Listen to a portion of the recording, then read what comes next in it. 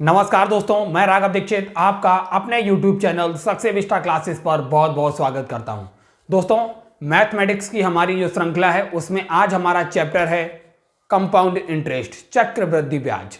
ये दोस्तों हमारी फाउंडेशन क्लासेस है जिसमें हम बेसिक से लेके एडवांस तक आपको सारे मेथड्स बताएंगे। दोस्तों, चैप्टर में हम बेसिक कॉन्सेप्ट आपको भी समझाएंगे और एग्जाम्पल्स देंगे आपको, और फिर उसके बाद हम आपको बताएंगे कि आपके एग्जाम में किस किस टाइप के क्वेश्चंस पूछे जाते हैं।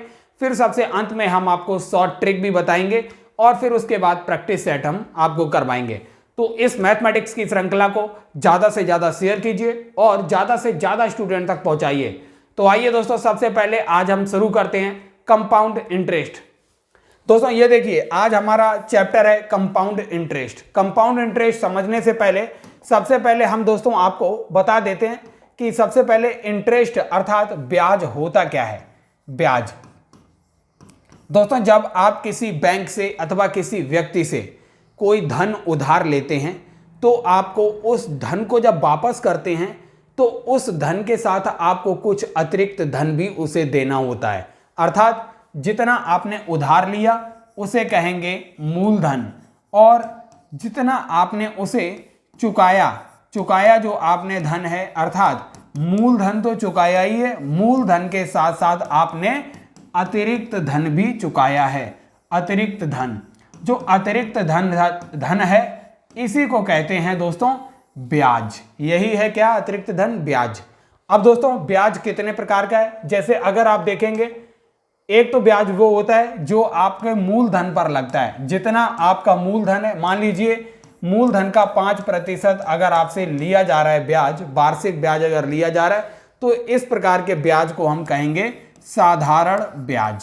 साधारण ब्याज। अगर दोस्तों मान लीजिए आपने 5,000 रुपए उधार लिया और आपसे 5% वार्षिक ब्याज पड़ रहा है, तो गुणा 5/100 अर्थात क्या हो गया? 250 रुपए आपको अतिरिक्त देना पड़ेंगे 5,000 के साथ 1 वर्ष के बाद। तो इसी को कहते हैं साधारण ब्याज। अब दोस्तों आज जो हमारा चैप्टर है यह है चक्रवृद्धि ब्याज। चक्रवृद्धि ब्याज है ये, अर्थात कंपाउंड इंटरेस्ट। ये क्या होता है? अब दोस्तों जो आपने साधारण ब्याज अभी देखा था, अर्थात जो आपने मूलधन, मान लीजिए आपने कोई धन उधार लिया जिसे मूलधन कहते हैं, प्लस आपको अतिरिक्त धन जो देना पड़ा, अतिरिक्त धन, मूलधन पर जो अतिरिक्त धन देना पड़ा, ये तो साधारण ब्याज हो गया था। अगर मान लीजिए आपने 1 वर्ष के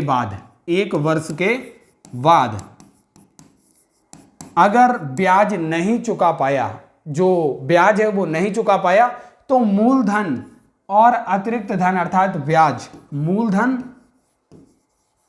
प्लस ब्याज जो होता है अगले वर्ष के लिए ये मूलधन बन जाता है। अर्थात आपका जो ब्याज है, ब्याज पर भी ब्याज लगने लगता है। इसी को कहते हैं चक्रवृद्धि ब्याज।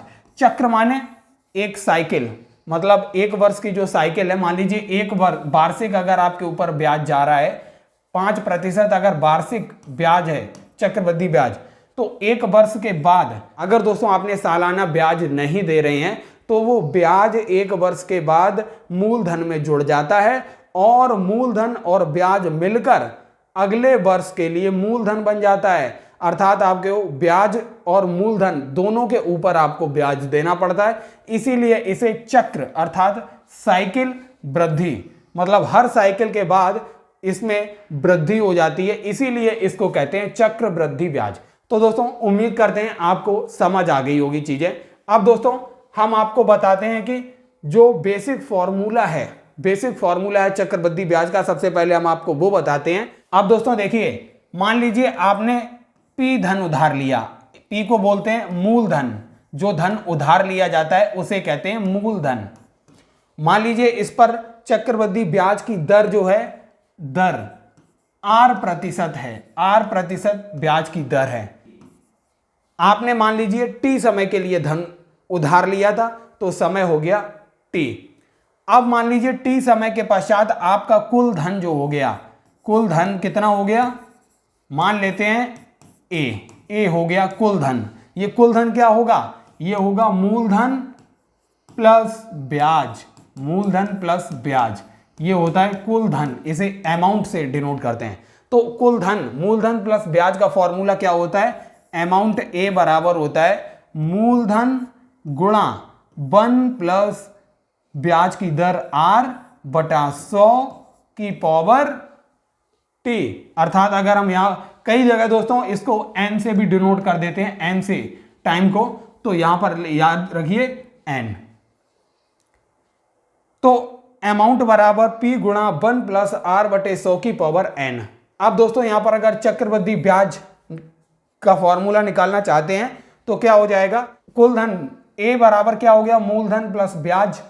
अगर आपको ब्याज अर्थात कंपाउंड इंटरेस्ट का फॉर्मूला निकालना है तो क्या होगा? मूलधन इधर ले आइए, अर्थात CI बराबर हो जाएगा a माइनस p हो गया।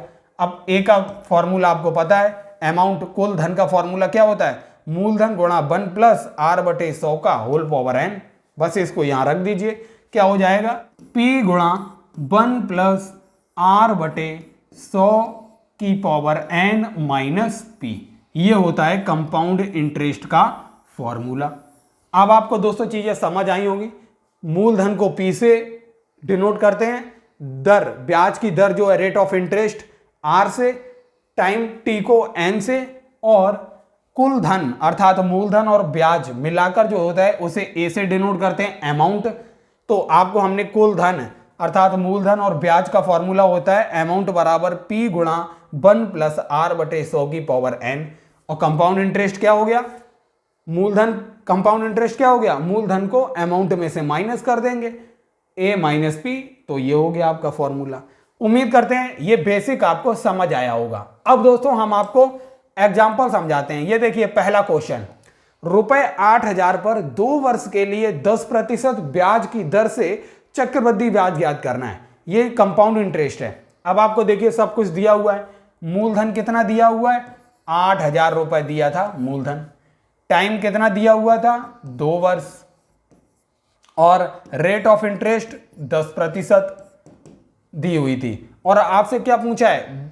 कुल ब्याज, चक्रवृद्धि ब्याज पूछा गया है, कंपाउंड इंटरेस्ट पूछा गया था कितना होगा। याद रखिए यहां टोटल अमाउंट नहीं पूछा गया है, केवल चक्रवृद्धि ब्याज पूछा गया है कितना होगा 2 वर्ष के लिए। अब दोस्तों हम आपको यहां पर 2 तरीके बताएंगे।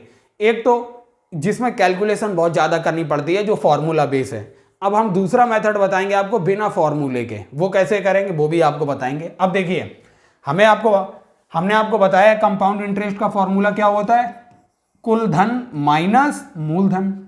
कुल धन का फॉर्मूला क्या है? मूलधन गुणा 1 प्लस r बटे 100 की पावर n माइनस का p। इसमें रख दीजिए, कंपाउंड इंटरेस्ट निकल आएगा। मूलधन क्या है? 8000 रुपए है मूलधन, 8000 रुपए।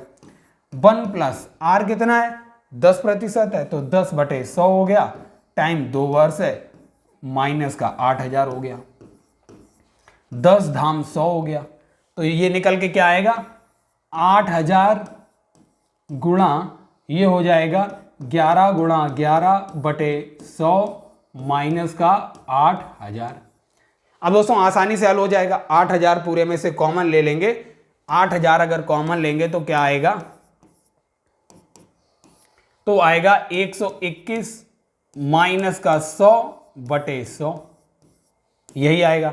अब देखिए 8000 गुणा 21 बटे 100 क्या हो गया? डबल जीरो कैंसिल हो गया। 21 अट्ठे कितना हो जाएगा? 168, अर्थात 1680 रुपए जो है कुल कंपाउंड इंटरेस्ट अर्थात चक्रवृद्धि ब्याज जो है 1680 रुपए आया। बी ऑप्शन देखिए इसका बिल्कुल करेक्ट हो गया था। अब दोस्तों देखिए अगर आप इस क्वेश्चन को कुछ सेकंड में ही हल करना चाहते हैं तो कैसे करेंगे? आप देखिए ब्याज की दर कितनी दी हुई है? 10%। और कितने वर्ष के लिए? 2 वर्ष के लिए। जितने वर्ष के लिए दिया होता है तो आप कुल ब्याज की दर निकाल लीजिए, इक्विवेलेंट 2 वर्ष में कुल कितना प्रतिशत ब्याज देना पड़ेगा ये निकाल लीजिए। अर्थात कैसे निकलेगा ये? 10 पहले वर्ष के लिए ब्याज प्लस 10 दूसरे वर्ष के लिए ब्याज प्लस 10 गुणा 10 बटा 100। बस ये आपका कुल निकल आएगा, कुल मूलधन का 2 वर्ष में कितना ब्याज देना पड़ेगा आपको। तो 20 हो गया, ये 100 से 100 कैंसिल हो गया, प्लस 1 बराबर 21 हो गया। मतलब इक्विवेलेंट कुल ब्याज की दर 21% आई, अर्थात मूलधन का 21% उसे ब्याज देना पड़ेगा, अर्थात 8000 गुणा 21 बटे 100 आंसर निकल आएगा। क्या आएगा? 21 अट्ठे 168, 1680 रुपए। देखिए ये आया। अब आप देखिए वो वाला कितना कैलकुलेटिव मेथड था, काफी लंबा मेथड था। ये देखिए कितना आसान है।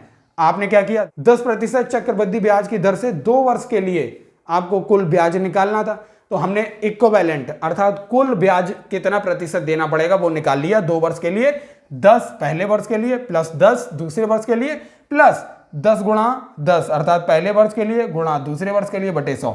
अगर दोस्तों ये 3 वर्ष दिया होता तो पहले 2 वर्ष का निकालते, फिर प्लस करके तीसरे वर्ष का निकाल लेते सेम मेथड से। यही मेथड होता है, अर्थात पहला प्लस दूसरा प्लस ए गुणा बी बटे 100, यही मेथड है। इसी मेथड से आप कुल प्रतिशत ब्याज निकाल सकते हैं कि कितने प्रतिशत मूलधन का देना पड़ेगा। इससे आपकी कैलकुलेशन बहुत आसान हो जाती है।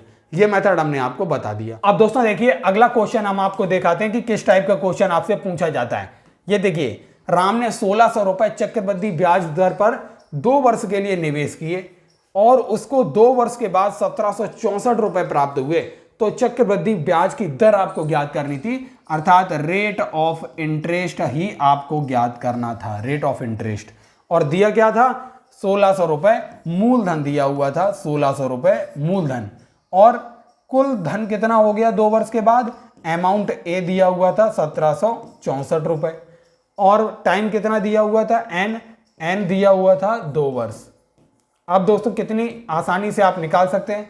ए बराबर क्या होता है? मूलधन गुणा 1 प्लस आर बटे 100 की पावर एन। अमाउंट कितना था?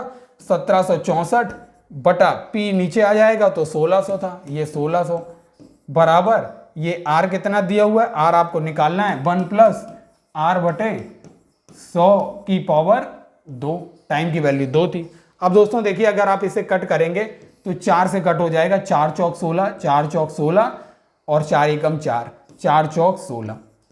अब देखिए 441 बटे 400, 441 बटे 400 क्या हो गया? अगर आप उधर से स्क्वायर हटाएंगे तो इधर अंडर रूट लग जाएगा, मतलब दोनों तरफ स्क्वायर रूट लेने पर क्या आएगा?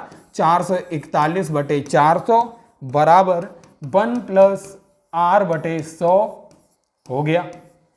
इसका स्क्वायर रूट लेंगे तो स्क्वायर हट जाएगा। बस ये क्या हो गया? ये हो गया 21 बटे 20। ये 1 इधर आएगा तो माइनस का 1 बराबर आर बटे 100। तो 20 एकम 20, 21 में से 20 आएगा तो 1 बटा 20 बचेगा। ये 100 इधर गुणा हो जाएगा बराबर आर हो जाएगा। तो 20 पंजे 100। रेट ऑफ इंटरेस्ट क्या निकल के आई? 5% जो थी ब्याज की दर निकल के आई। बी ऑप्शन देखिए बिल्कुल करेक्ट था। 5% ब्याज की दर, चक्रवृद्धि ब्याज की दर 5% निकल के आई। अब दोस्तों ये कितनी आसानी से आप अगर समझ सकते हैं, कितनी आसानी से ये क्वेश्चन हल हो गया।